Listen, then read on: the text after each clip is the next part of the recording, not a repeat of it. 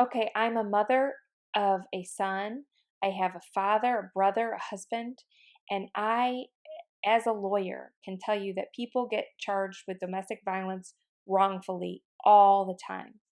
And so we want to help those people get those charges dismissed. We're putting out a list of 100 tips that can help you do that. This video has the first 39. Let's get started. A 911 call is recorded and can be used as evidence in your case. It's important that you're always polite to police and their staff, but you must also assert your right to have an attorney present if they want to speak to you.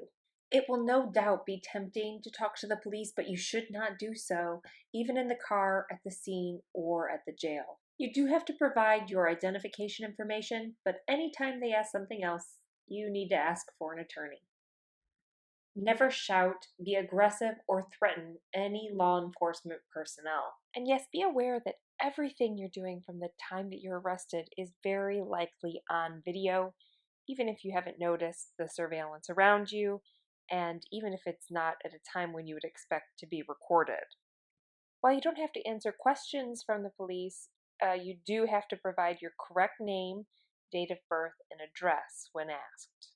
While they may act like it, the police are not your friend and are not there to help you in situations where you are being arrested. If you were injured during the event, you need to ask the police to see medical personnel. Be aware that the calls you're making from the jail are being recorded, except those that are with your attorney. Also, do not discuss your charges or the event with other inmates because everybody is a potential informant. As with the phone calls in the jail, your jail visits are also being recorded and could be used against you, except for those with your attorney. From the jail, police may copy your outgoing mail, so do not write anything in a letter and expect it to be private. Because so much is recorded in the jail, you will want to get bonded out as soon as possible. It will be significant that when you bond out, you follow all the conditions of your bond. Hire the best quality attorney you can afford for your case. You'll want to take pictures and videos of the crime scene where the alleged event took place as soon as possible. Think of the fact that you could be accused of having been drunk or unfriendly or aggressive in the report. If you have your own evidence, it can serve to contravene false evidence against you. If applicable, take pictures of your own injuries from the event as soon as possible. If you write down what happened as soon as possible after the event took place, then you'll have your facts to present as evidence, as opposed to only allowing other people, such as the police, to write what happened and relying on that. Prior to your first court date, it is advisable to meet with your attorney to discuss a game plan for your case. It will be important to the court that you do not contact the alleged victim if you are ordered not to contact them, even through a third party. Anything that could be perceived as threatening by anyone else should be avoided as far as your behavior goes during a time that you've been accused of domestic violence. Destroying evidence is a crime in itself and can actually serve to hurt you more in the outcome of your case.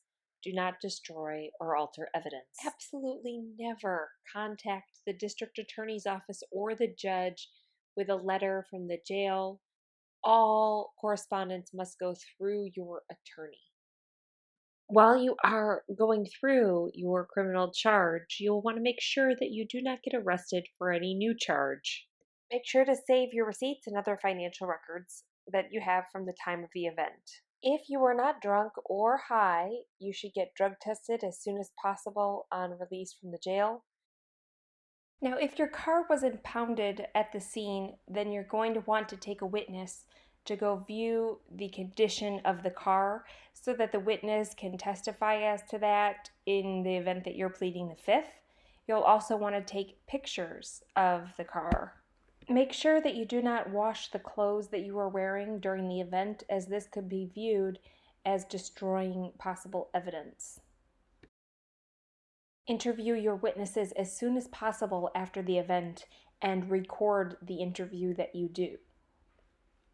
Remain on good terms with the alleged victim in the case, if at all possible.